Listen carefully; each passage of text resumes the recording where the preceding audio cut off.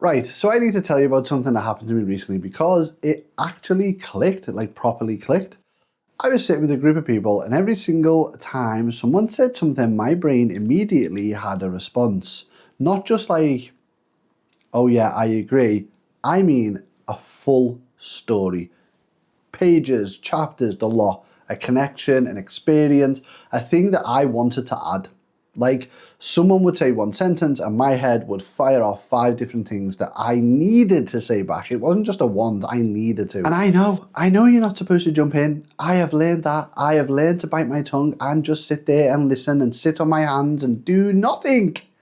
But here's the thing that nobody tells you about that. It is exhausting. Sitting there with all these thoughts piling up and you're just forcing yourself to not say any of them. It is literally like holding your breath underwater, and that is when it hit me that right there, that is ADHD. See, our brains don't work like everyone else's in conversations. When someone talks to you, your ADHD brain doesn't listen, it connects, it fires, it pulls up memories, ideas, similar experiences, funny things, relevant things, completely random things, all at once. And because ADHD makes you act before you think, your mouth wants to keep up with your brain. So you interrupt people. And it's not because you don't care about what they're saying. Actually, it's quite the opposite. You're so into the conversation that your brain is going a million miles an hour and you physically cannot hold it in. You have to say it right now. You talk over people, and it's not because you think what you have to say is more important than what they have to say. Because the thought is right there. And if you don't say it right now, it'll disappear and you'll never get it back. You overshare. Tell people your entire life story when they asked how your weekend was.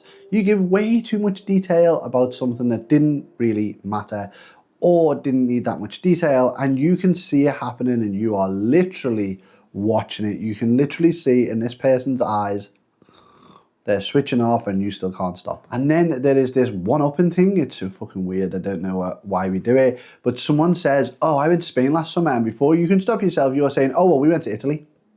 And let me tell you about this amazing restaurant that we found. You're not trying to one-up them. It looks like from the outside, that's what you're trying to do. In your head, you are sharing, you are connected, you are going, oh yeah, I can relate to that. They'll like this, we'll have a conversation. Let me tell you about my version of what you're talking about.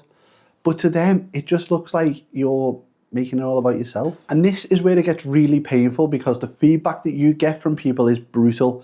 They think that you're self-centered. They think that you're a show-off. They think that you don't listen. They think that you always have to be center of attention. You know, typical ADHD person. And when you get that feedback, it destroys you. And it's not because of anything else other than that is not who you are at all.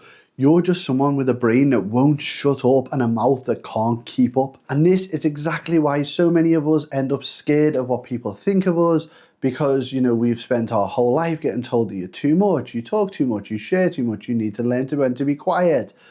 And eventually you just start believing it. You start thinking, there must be something wrong with me as a person.